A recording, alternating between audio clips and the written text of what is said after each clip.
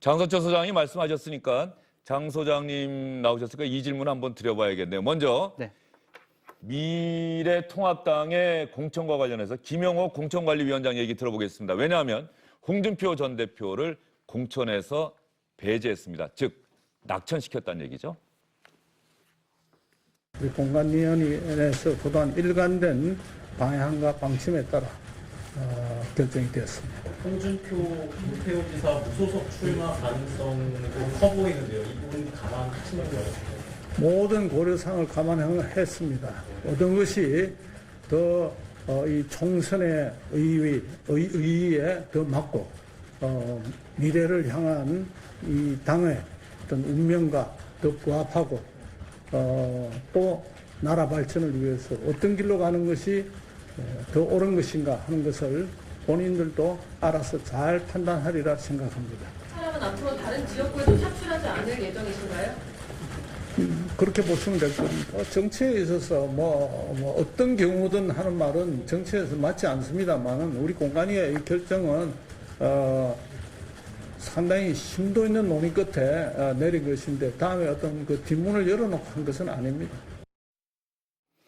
예, 홍준표 전 대표 그리고 김태호 전 경남지사를 공천에서 배제했다. 이 두 사람의 반응이 여러분 궁금하지 않으십니까? 김태호 전 경남지사는 그러면 나는 당을 탈당해서 무소속으로 이번 선거에 출마해서 이번 공천이 잘못된 것임을 입증하겠다라고 이야기를 했습니다. 김태호 전 지사는 무소속 출마를 공개적으로 선언했고요.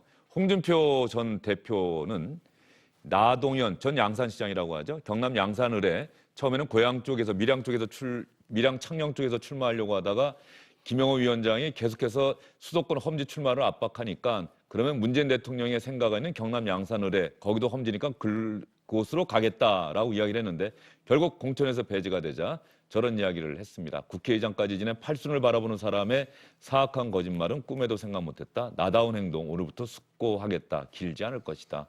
홍준표 전 대표의 나다운 행동은 뭡니까? 결국 다시 고향으로 가서 무소속 출마하는 걸까요? 결론적으로 보면 고향인 밀양, 창녕 거기 가서 출마할 거라고 보여져요.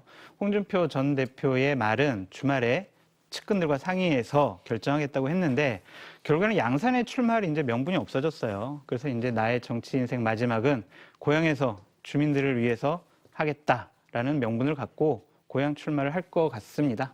김영호 위원장이 힘이 센 겁니까? 공관위원장은요, 어느 누구도 견제할 수가 없습니다. 공관위원장의 결정은 그냥 공천 끝이에요. 당대표나 최고위원회에서도 그 결정을 번복할 수가 없습니다. 아무리 최고위원회에서 자, 이 사람은 문제가 있으니까 좀 다시 결정해 주세요라고 해도 공관위원회에서 3분의 2의 의결로 우리 문제 없어요라고 땅땅땅 때리면 그걸로 결정되는 겁니다. 당대표가 공관위원장 견제할 수 있는 유일한 수단 딱 한 가지가 있습니다. 그것은요, 공관위원장 해임하는 거예요.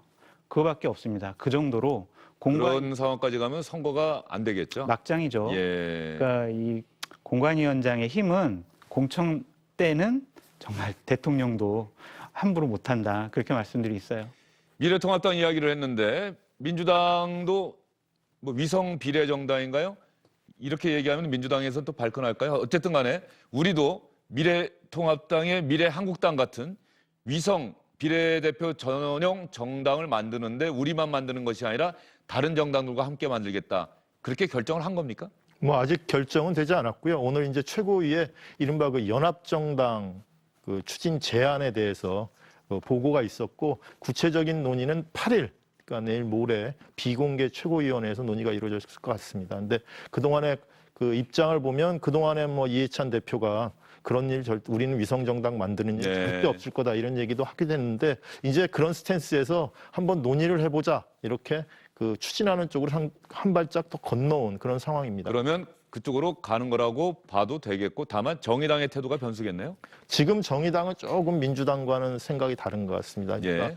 민주당 쪽에서 일하시는 분들은 연합정당을 만들다는 쪽에 조금 무게가 가 있는 반면에 정의당 쪽에서는 물론 뭐 여러 가지 얘기가 나오지만 그거보다는 아예 민주당이 비례대표 공천하지 말고 정의당을 비롯한 다른 그 진보적 정당들에게 비례대표 표를 줄 수 있도록 너네가 지지층을 설득하는 게 더 유리한 방안 아니냐 이런 의견이 더 많은 것 같습니다. 네, 코로나19 사태로 많은 분들이 걱정하고 있고 한마음으로 이겨내자 이렇게 다짐하면서 생각과 뜻과 힘을 모으고 있는 상황인데 정치권은 어쨌든 이제 40일 앞으로 다가온 총선 생각도 안 할 수가 없겠죠. 세 분 말씀 잘 들었습니다. 수고 많으셨습니다.